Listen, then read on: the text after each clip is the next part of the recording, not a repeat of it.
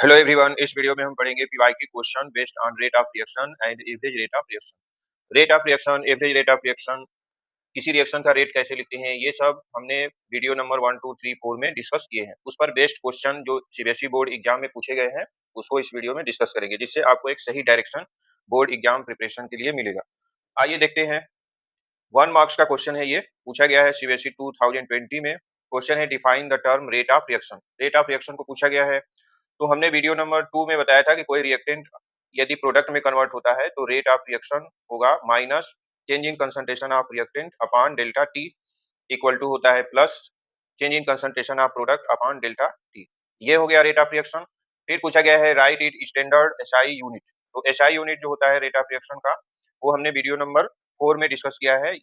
होता है मोल पर लीटर पर सेकेंड। ये रेट ऑफ रिएक्शन का एसआई यूनिट है, मोल पर लीटर पर सेकेंड। नेक्स्ट क्वेश्चन देखते हैं। नेक्स्ट क्वेश्चन 2023 में एक पूछा गया है, express the difference between average rate of reaction and instantaneous rate of reaction. तो हमने बताया था कि रेट ऑफ रिएक्शन 2 टाइप्स के होते हैं। एक होता है एवरेज रेट ऑफ रिएक्शन, और नेक्स्ट होता है instantaneous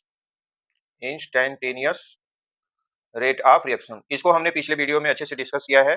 average rate of reaction measure at any time interval, for example 2 to 5 second. इस टाइम इंटरवल के बीच में जो एवरेज रेट निकालेंगे वो क्या होगा, average rate of reaction.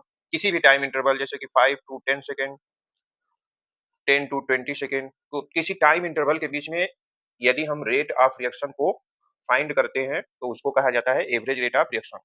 Instantaneous rate of reaction at any specific time, किसी स्पेसिफिक टाइम पे जो रेट ऑफ रिएक्शन निकालते हैं उसको कहा जाता है instantaneous rate of reaction. For example t equal to 5 second, जैसे 5 सेकंड पर रेट ऑफ रिएक्शन निकालना हो, 10 सेकंड पर निकालना हो, किसी भी टाइम स्पेसिफिक टाइम पर 20 सेकंड पे निकालना हो, 30 सेकंड पे निकालना हो, 25 सेकंड पे निकालना हो, तो किसी भी स्पेसिफिक टाइम पे यदि हम रेट निकालते हैं तो उसको कहा जाता है इंस्टेंटेनियस रेट ऑफ रिएक्शन। ये जो है ये क्वेश्चन 2023 में पूछा गया है। नेक्स्ट देखते हैं। नेक्स्ट क्वेश्चन है 2024 का। ये क्वेश्चन नंबर पूछा गया है, क्या पूछा है, y is a minus sign explicitly placed before the concentration term when express the rate of reaction in the term of reactant। हमने बताया था कि जैसे देखिए क्वेश्चन ये कर रहा है कि जब हम रेट ऑफ रिएक्शन लिखते हैं तो रिएक्टेंट का जब रेट लिखते हैं तो उससे पहले माइनस साइन क्यों यूज करते हैं, जबकि प्रोडक्ट का लिखते हैं तो उसमें प्लस साइन यूज करते हैं। तो इसको भी हमने पिछले वीडियो में डिटेल में डिस्कस किया है। आप पिछला वीडियो देख सकते हैं, यहाँ पे हम स्टार्ट में इसको बता रहे हैं। जैसे कोई रिएक्टेंट कन्वर्ट हो रहा है प्रोडक्ट में, तो हमने बताया था कि रिएक्टेंट का कंसंट्रेशन डिक्रीज होता है, प्रोडक्ट का कंसंट्रेशन इंक्रीज होता है।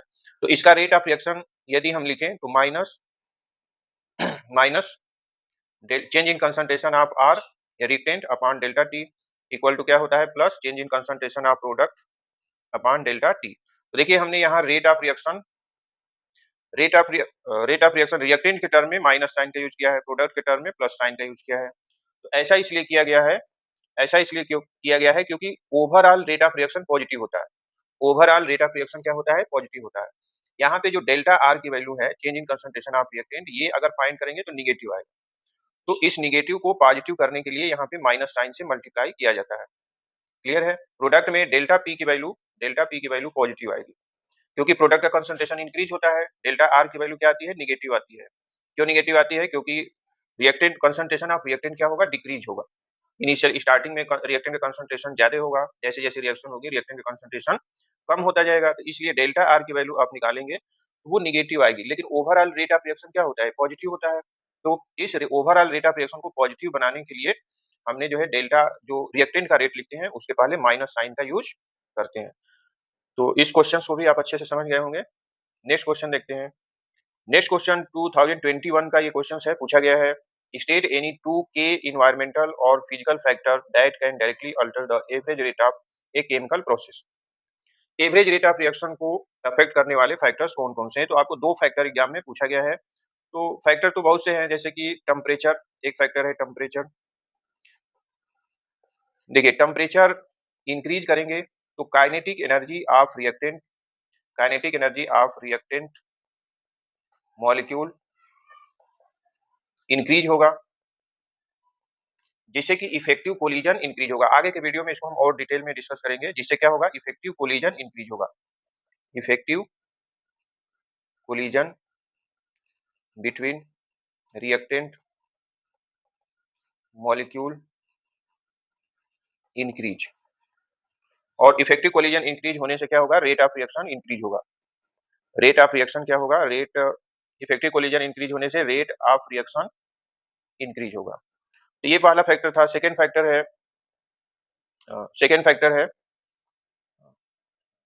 प्रेशर, सेकेंड फैक्टर है प्रेशर। थर्ड फैक्टर है concentration of reactant. Fourth factor है कैटलिस्ट। तो ये सारे फैक्टर हैं, इसमें से आपको दो फैक्टर एग्जाम में लिखने थे, सिर्फ फैक्टर्स का नाम पूछा गया है कि कौन कौन से factor average rate of reaction को इफेक्ट करते हैं। एवरेज रेट ऑफ रिएक्शन को अफेक्ट करने वाले फैक्टर टेम्परेचर है। टेम्परेचर बढ़ाएंगे तो क्या होगा, kinetic energy of reactant molecule increase होगा, जिससे कि effective collision between reactant molecule increase होगा, और इफेक्टिव कोलिजन बढ़ने से रेट ऑफ रिएक्शन क्या होगा, इंक्रीज होगा। फिर नेक्स्ट फैक्टर प्रेशर है। प्रेशर, जैसे कोई रिएक्टेंट मॉलिक्यूल अगर गैसियस है तो उस केस में प्रेशर का इफेक्ट होता है। प्रेशर इंक्रीज या डिक्रीज करने से रेट ऑफ रिएक्शन में चेंज आएगा। कंसंट्रेशन ऑफ रिएक्टेंट को हम चेंज करेंगे तो भी reactant rate of reaction change होगा। कैटलिस्ट का भी इफेक्ट पड़ता है। इन फैक्टर को आगे के वीडियो में, अगले टॉपिक में डिटेल में स्टडी करना है। तो ये क्वेश्चन था। नेक्स्ट क्वेश्चन देखते हैं। नेक्स्ट क्वेश्चन है writing rate expression and stoichiometric link. ये देखिए 2 मार्क्स का क्वेश्चन है। तो इसमें जो है आगे ये पूछा गया है, इस पर बेस्ड सीबीएसई 2018 में एक क्वेश्चन पूछा गया है। जैसे ये एनसीईआरटी में ये इक्वेशन दिया गया है, एनसीईआरटी में ये इक्वेशन दिया गया है। इस इक्वेशन का आपको right the unified unique rate of reaction expression in the term of disappearance of reactant and the appearance of product. इस रिएक्शन का आपको रेट ऑफ रिएक्शन कैसे लिखना है वो लिखना था। ये हमने वीडियो नंबर 4 में बताया हुआ है, यहाँ भी बता रहे हैं।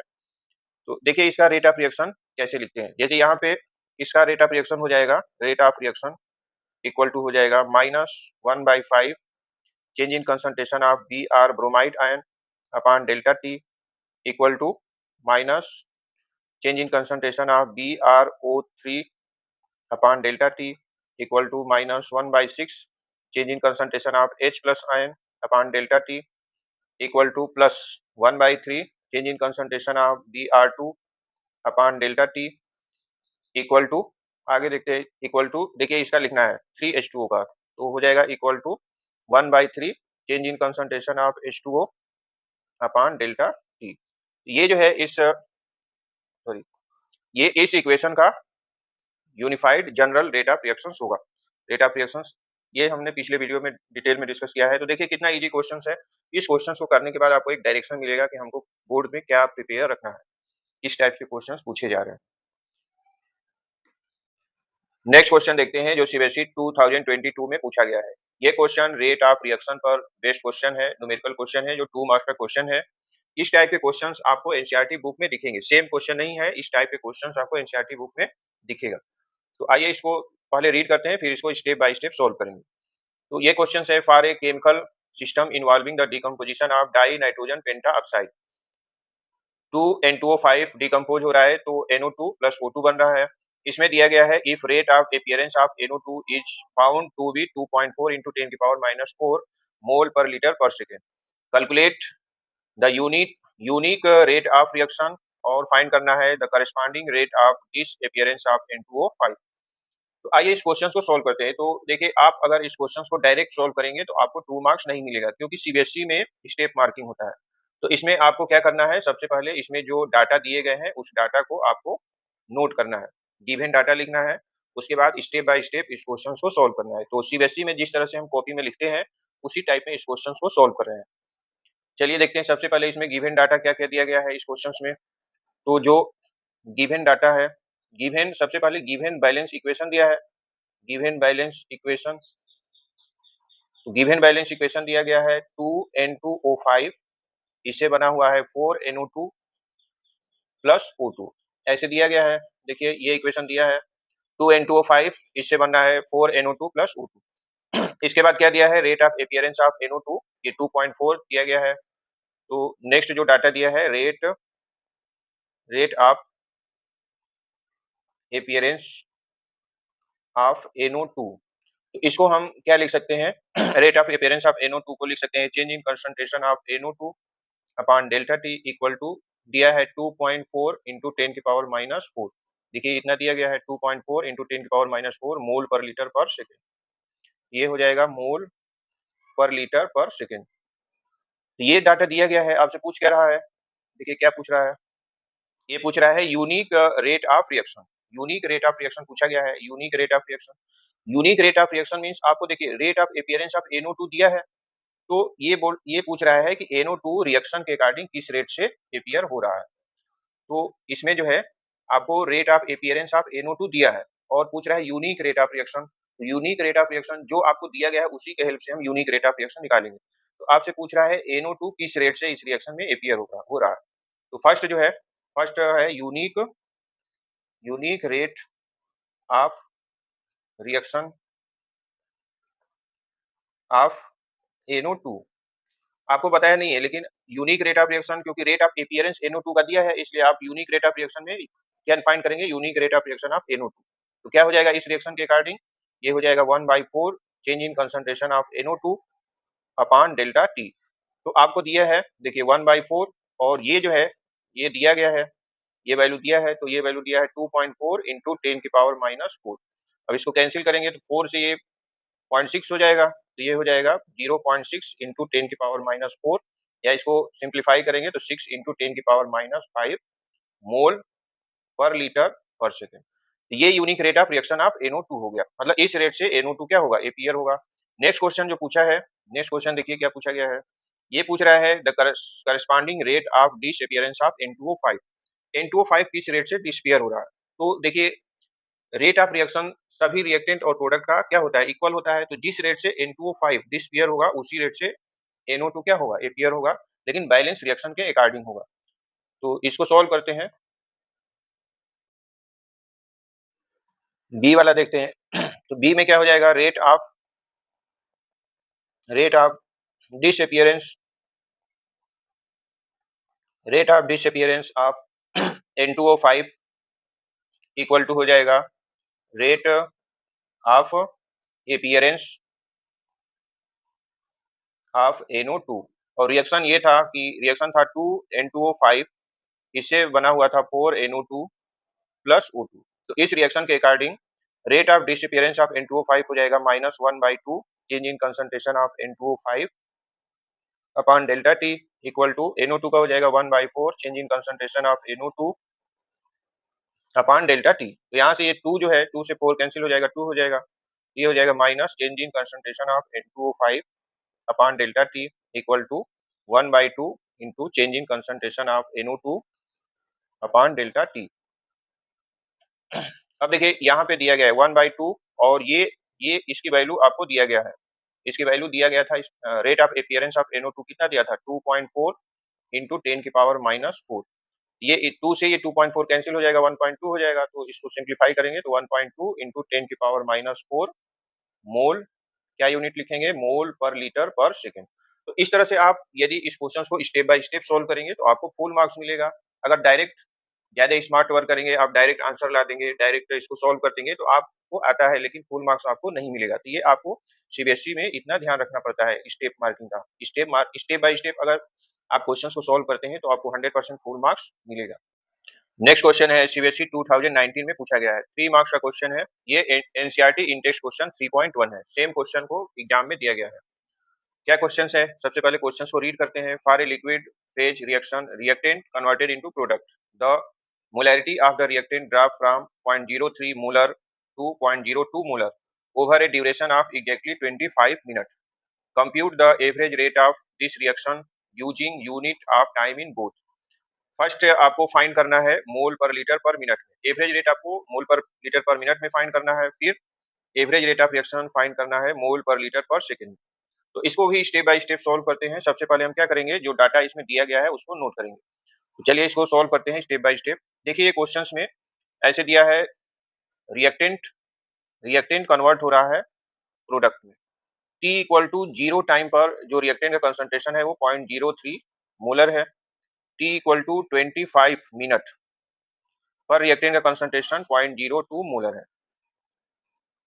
यहाँ पे जो 0.03 है ये कंसंट्रेशन ऑफ R1 हो जाएगा और ये कंसंट्रेशन ऑफ R2 हो जाएगा। तो इस रिएक्शन का एवरेज रेट होगा, एवरेज रेट ऑफ रिएक्शन क्या होगा, change in concentration of reactant upon delta T. तो इसको क्या लिखेंगे, minus concentration of R2 minus concentration of R1 upon T2 minus T1।